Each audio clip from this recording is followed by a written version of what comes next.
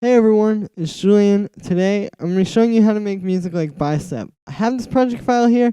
It's one you heard in the intro, and I'm just going to go through it and show you everything and show you some of the techniques that I was able to pick up on and stuff that I just sort of put together by listening to Bicep's music. I'm a big fan of them. I really like them. I think they're doing something really, really cool, and it was really great to make this video. So anyway, here is the first element. It's this bass. It's very simple. It just sounds like this. Probably already heard it. Pretty simple chord progression. And all it is just two saw waves, just like what comes default on analog. And then it's got a low pass filter on it with the frequency set there, 792 hertz, no resonance, and no envelope. I just want this to sort of do a little bit of subtractive synthesis on the sound. Subtractive synthesis meaning, if you don't know, that basically we're starting with a very harmonically rich sound, and we're subtracting harmonics using, here, I'll send this back to what it was. Using this low-pass filter, we're subtracting harmonics, and thus the name subtractive synthesis. So after that, I just mess with the amplitude a little bit. I turn the sustain all the way down, and I turn the decay all the way up. So what we get is this very slowly decaying volume on the sound, which sounds really good to me. Because it gives a little bit more life to these bass hits. Like, I could have just made it just one long note the whole way through, but it just didn't really sound right to me. I wanted it to be more like almost like the way like a live bass kind of sounds, where like a bass guitar where you hit it and it goes down and gets like quieter, but it's gradual. That's what I wanted here. So that was the idea behind that. So after that, I just put on a bit warmer. It's the Ableton Saturator preset. It's right there. It's literally the first one.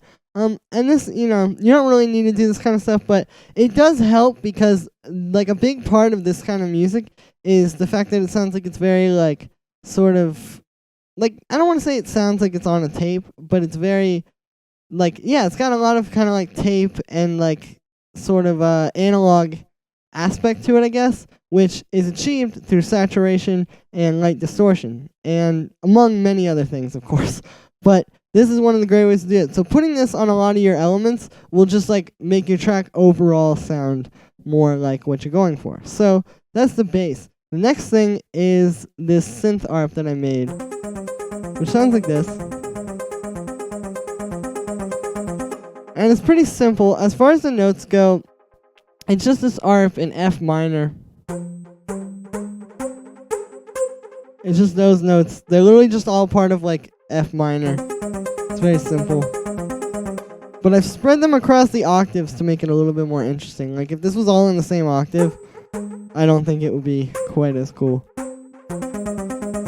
Yeah, see. So just kind of like doing stuff like that can help to make it more interesting and just like a little bit more creative. And all this sound is actually, I'm going to turn all this processing off. I guess I can ungroup these. But I'm going to turn all this processing off, and I'll show you. It's just a very basic little sort of like saw pluck sound. Saw wave pluck. So, really simple. Just one saw wave, an operator, and then a low pass filter, 24 dB of attenuation per octave. I really don't know why I always say it out like that. It's just 24 dB low pass filter. And then a little bit of an envelope on it, which is set like this. So we get that nice kind of juicy pluck. And you can use any synth for this sound. I just used the operator because I like it to all be Ableton stuff for the tutorials. After that, pretty simple. I just put on a bit warmer. Same thing I was saying about the bass. I won't go too much into it again. But doing little things on all your tracks to go, not all your tracks as in your songs, but all your tracks within like your project file, like literally the tracks of instruments. Doing little things like this to get it closer to your end goal, which is like a pretty like warm, saturated, kind of like thick, nice sound. Doing little subtle things is a much better way to get toward that than like say just putting Smacko's Tape Station on your master or like putting a bit warmer on your master. It's much better to do little things like this, like putting a bit warmer on each of the synths than, yeah, to try and do big stuff like that at the end. So that's why I did that, even though it's pretty subtle. It does help though. It makes it a bit fatter, and it gets like the filter. Some of like the sweep sounds a lot nicer when you have a little bit of saturation on it as well. I hear, or I have heard they're doing it. So after this, I have this wiggle preset from Ableton's Flanger. It's a preset that's in there. I was just messing around with a few of them, and this one sounded pretty cool. And that really gives it a lot of texture, actually. So it kind of just is like one of those things, like I wanted to put something on it to give it a different feel than just like a basic saw pluck. And so this kind of got the job done there. And I hear this a lot too. I did it a little bit more on some of the other, or one of the other elements really, in this track. But like, yeah, flangers, I hear they use them, or I hear in their tracks that they're using them a lot. Not like I hear like some kind of legend, but like I hear in their tracks a lot of flanging. And so I wanted to put that in here. So I put it on this, and I think it gives this ARP like a nice, cool sound. Gives it some stereo width, and yeah, it just sounds a lot nicer overall with that. After that, I put on this erosion just to give it a little bit of texture and like make it sound a little bit more, just like I said, just not just like a basic saw pluck sound. And this kind of works with the flanger too, which is cool because putting the bit crushing on this particular frequency, 8.18 kilohertz, I guess, really kind of brings out an interesting side of the, or not an interesting side, but an interesting part of this flanger. And yeah, that's pretty important. Like, you want all your stuff to be working together. You don't want to just have like a flanger just to have it and a bit crusher just to have it. You want to have all your stuff be cohesive and work together. So that was kind of the mentality I had with that. So after this stuff, the sound's pretty much done. I just put on some delay and a little bit of reverb just to give it some space and just kind of bring it to life because it's a little bit too dry without that. It needed like some atmosphere. So that really helps. So the next thing I want to show you is the drums. So the drums are very simple. It's 3 layers. Well, really 4, I guess, kind of, because this one is a drum rack, but still. They sound like this on their own. Very simple. It's just this kind of like drum machine type of kick that I found. Not too much to say about that. You just want to look for like modern kind of like sounds that are like I said, like modern drum machine sounds. And I'm not necessarily saying, wow, I cannot talk. I'm not necessarily saying that they have to be a sound from a modern drum machine, but more like sounds from drum machines, or sounds that sound like drum machine sounds that are more like polished and modern. Because believe it or not, if you just get a 909 right out of the box, it's really not going to sound that good. But when you put it through like different preamps and, you know, like saturation and tape and all this kind of stuff, that's when you get that like really nice kind of sound. And so yeah, like I'm not saying just go out and get whatever random 909 kick or like the Ableton one. I'm saying find ones that have that cool feel to them that like this has and like Bicep's actual music has, where it's very much like using like old, like repurposing old stuff in this really cool way. So that was kind of the mentality there behind that sample. Next layer is just this, which is something I hear Bicep doing a lot. Not necessarily the snares, but these hi-hats. Like, the combination between those hi-hats and the drum break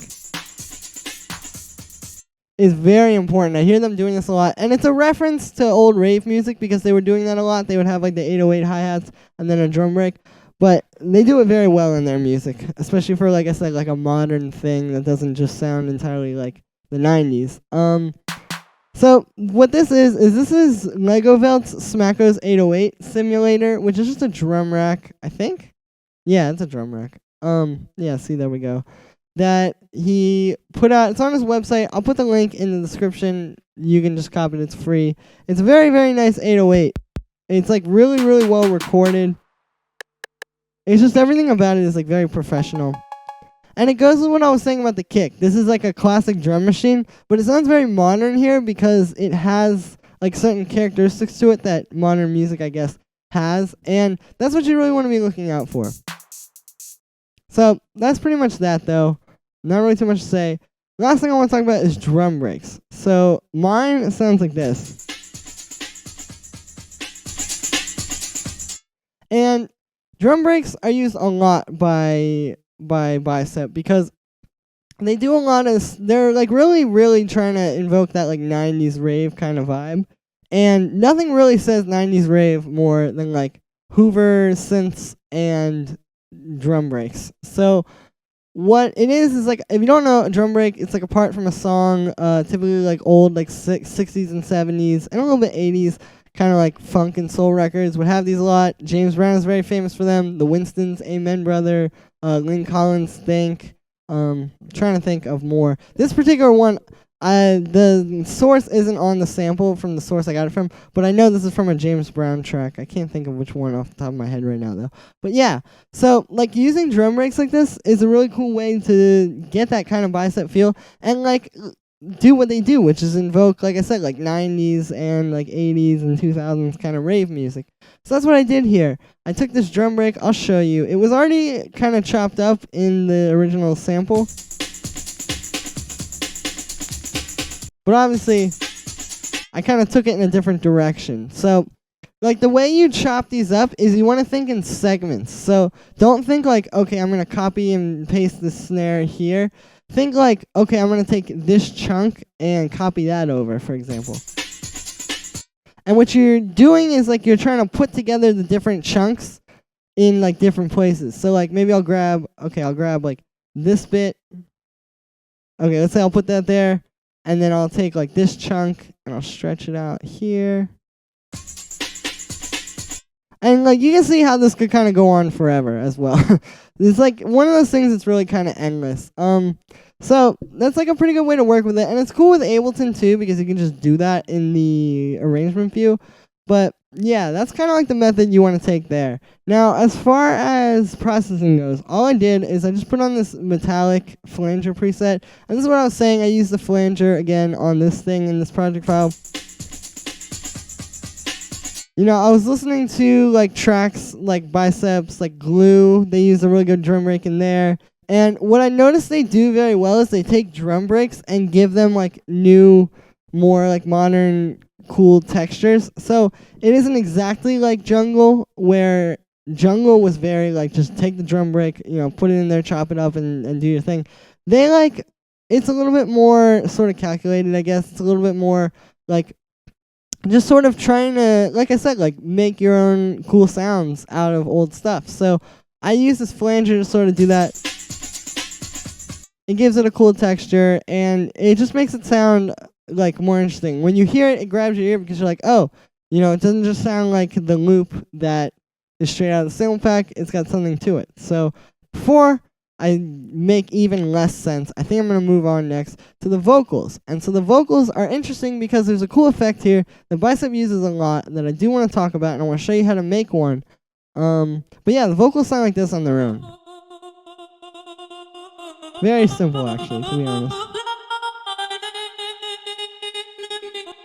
And so the way that I made these was basically, it's just this sample from this record. I'm not going to try to read it because I'm probably going to butcher the name. But it's been used in a few old tracks. If you go on Who Sampled and look this song up, you'll see what I'm talking about. So what I did was I took this sample.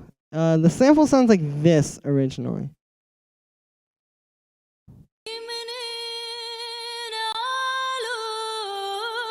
You probably recognize it more when you hear that.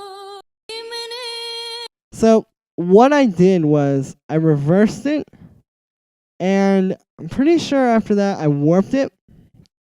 Yeah, okay, so I reversed it, and then I warped it, so I had like this. Oh, whoops, now Ableton is glitching out on me. But essentially, I warped it so that it fit into this 4-bar pattern, and then I just pitched it down -2. Because that put it in key with the other stuff. And I really like it too, because I think it works harmonically really well with this bass line. Like, where the bass line goes and where this thing goes with the melody are like very, like it sounds like it was made for it.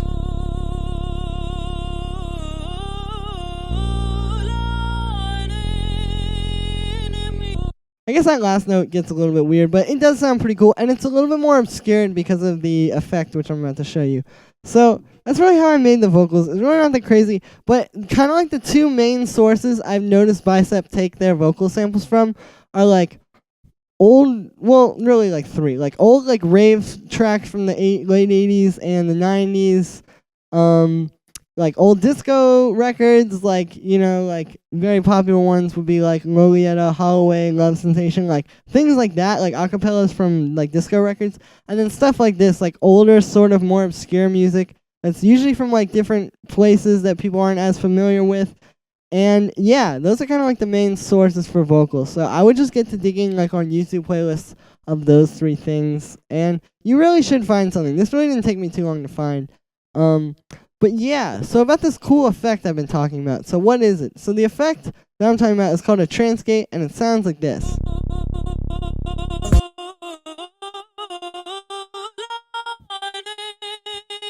I also have this other pattern which sounds like this. So you get the idea here. So what the trance gate is it's basically a rhythmic gate. So like a noise gate, if you don't know, cuts out the volume below a certain threshold. So what the trance gate does is it does this, but it does it like rhythmically, like this like kind of pattern that you're hearing. That's like the effect. If you're familiar with like old trance, it's used a lot in trance music. It was very popular in like older rave music. I think from like I want to say like the mid to late 90s, kind of like into like the 2000s was when it really got popular. I mean, I guess like with trance, you know.